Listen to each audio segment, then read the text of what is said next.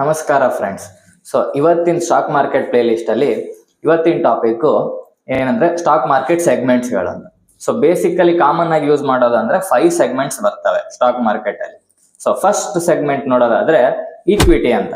So ಈ equity segment ಅಲ್ಲಿ ಏನಾಗುತ್ತೆ ಅಂದ್ರೆ ಕಾಮನ್ ಆಗಿ ನೀವು ಯಾವ್ದೇ ಒಂದು ಕಂಪ್ನಿ ಶೇರ್ಸ್ ನ ಬೈ ಅಂಡ್ ಸೆಲ್ ಮಾಡ್ತಿರಲ್ಲ, ಈಗ ಯಾವ್ದೇ ಕಂಪ್ನಿ ಶೇರ್ಸ್ ನ ಬೈ ಮಾಡಿದ್ರಿ ಅಥವಾ ಸ್ವಲ್ಪ ದಿನ ಪ್ರಾಫಿಟ್ ಆದ್ಮೇಲೆ ಸೆಲ್ ಮಾಡಿದ್ರಿ, ಇದೇನಾಗುತ್ತೆ ಕಾಮನ್ ಆಕ್ಟಿವಿಟೀಸ್ ಅಲ್ಲ, ಇದು ಇಕ್ವಿಟಿ ಅಂಡರ್ ಬರುತ್ತೆ.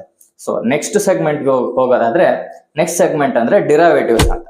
ಸೊ ಈ ಡಿರೈವೇಟಿವ್ಸ್ ಅಂದ್ರೆ ಏನಂದ್ರೆ ಇದು ಒಂದು ಕಾಂಟ್ರಾಕ್ಟ್ ಬೇಸ್ಡ್, ಇದು ಟ್ರೇಡಿಂಗ್ ಅಂಡರ್ ಬರುತ್ತೆ. ಸೊ ನಾನು ಟ್ರೇಡಿಂಗ್ ಕಾನ್ಸೆಪ್ಟ್ ಎಕ್ಸ್ಪ್ಲೈನ್ ಮಾಡ್ಬೇಕಾದ್ರೆ ಇದನ್ನ ಡೀಟೇಲ್ ಆಗಿ ಎಕ್ಸ್ಪ್ಲೈನ್ ಮಾಡ್ತೀನಿ ಡಿರೈವೇಟಿವ್ಸ್.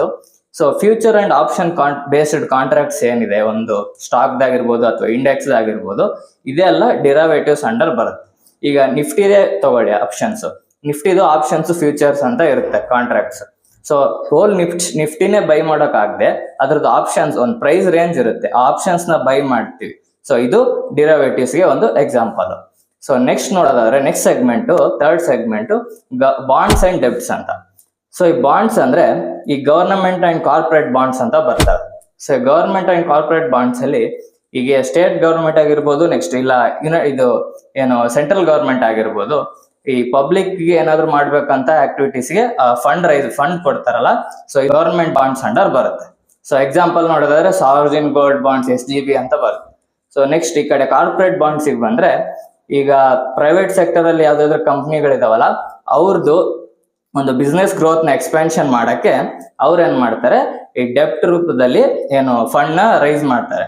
ಸೊ ಈಗ ಎಕ್ಸಾಂಪಲ್ ನೋಡೋದಾದ್ರೆ ಈ ಟಾಟಾ ಮೋಟರ್ಸ್ ಫೈನಾನ್ಸ್ ಆಗಿರ್ಬೋದು, ಫೈನಾನ್ಸ್ ರಿಲೇಟೆಡ್ ಏನಿದೆ ಇವೆಲ್ಲ ಕಾರ್ಪೊರೇಟ್ ಬಾಂಡ್ಸ್ ಅಂಡರ್ ಬರುತ್ತೆ.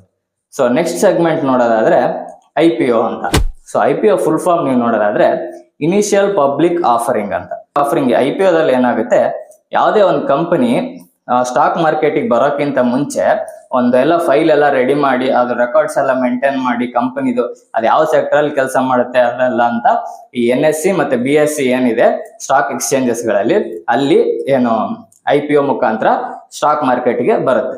ಅವಾಗ ನಾವು ಆ ಶೇರ್ಸ್ ನ ಬೈ ಮಾಡ್ಬೋದು IPO ರೂಪದಲ್ಲಿ. ಸೊ ನೆಕ್ಸ್ಟ್ ಸೆಗ್ಮೆಂಟ್ ನೋಡೋದಾದ್ರೆ ಕಮೋಡಿಟಿ ಸೆಗ್ಮೆಂಟ್ ಅಂತ.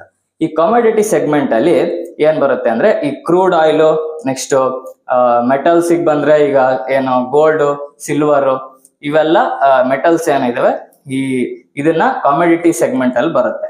ನೀವು ಇಲ್ಲಿ ಕಮೋಡಿಟಿ ಸೆಗ್ಮೆಂಟ್ ಅಲ್ಲಿ ಟ್ರೇಡ್ ಮಾಡ್ಬೋದು ಅಥವಾ ಬೈ ಮಾಡ್ಬೋದು, ಈ ತರ ಕಮೋಡಿಟಿ ಸೆಗ್ಮೆಂಟ್ ಹೋಗುತ್ತೆ. ಈಗ ಏನು related to metals, crude oil, natural gas, ಇವೆಲ್ಲ ಕಮೋಡಿಟೀಸ್ ಅಂತಾನೆ ಆ ಮಾರ್ಕೆಟ್ ಬೇರೆ ಇದೆ.